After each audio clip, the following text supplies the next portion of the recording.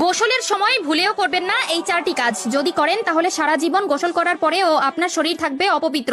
আপনার করা নামাজ, রোজা, তাসবিহ, তাহলিল, এমনকি আল্লাহর দরবারে করা কোনো ধরনের দোয়াই কবুল হবে না। বিশেষ করে যখন আপনার উপর গোসলটি ফরজ হবে, তখন তো কোনোভাবেই এই কাজগুলো করা যাবে না। কেননা গোসল যদি পবিত্রভাবে না হয়, তবে একটানা 70 বছর আপনি নামাজ পড়লেও সেই নামাজের মধ্যে এক ওয়াক্ত নামাজের ফজিলত আপনি পাবেন না, এমনকি আল্লাহর দরবারেও তা কবুল হবে না। বিশ্বনবী সাল্লাল্লাহু আলাইহি ওয়াসাল্লাম বলে গেছেন, গোসলের সময় মারাত্মক কিছু ভুল করার কারণে ব্যক্তির করা আজীবনের নামাজ আল্লাহর দরবারে কবুল হয় না। তবে ভুলগুলো মারাত্মক হলেও দেখতে দেখায় সামান্য, তাই নিজেকে একজন মুসলিম মনে করলে এই ভুলগুলো কখনোই করবেন না। কেননা গোসল আমাদের পবিত্রতার একটি অংশ এবং ইসলাম ধর্মের যে কোনো কাজ করতে হলে পবিত্রতা আবশ্যক। কি সেই চারটি ভুল জানতে হলে না টেনে দেখতে থাকুন সম্পূর্ণ ভিডিওটি এবং ভিডিওটি ছড়িয়ে দিন আপনার সকল মুসলিম ভাই ও বোনদের মধ্যে, যাতে করে তারাও এই ভুলগুলো থেকে নিজেকে শুধরে নিতে পারে, যাতে তারাও জীবনের গুনাহ থেকে বাঁচতে পারে। প্রিয় দর্শক, আপনাদের কাছে একটি প্রশ্ন, আপনি কি গোসল করার দোয়া জানেন? যদি জেনে থাকেন অবশ্যই কমেন্টে একবার আলহামদুলিল্লাহ লিখে যাবেন, আর যদি না জেনে থাকেন তাহলে কমেন্ট করে জানান,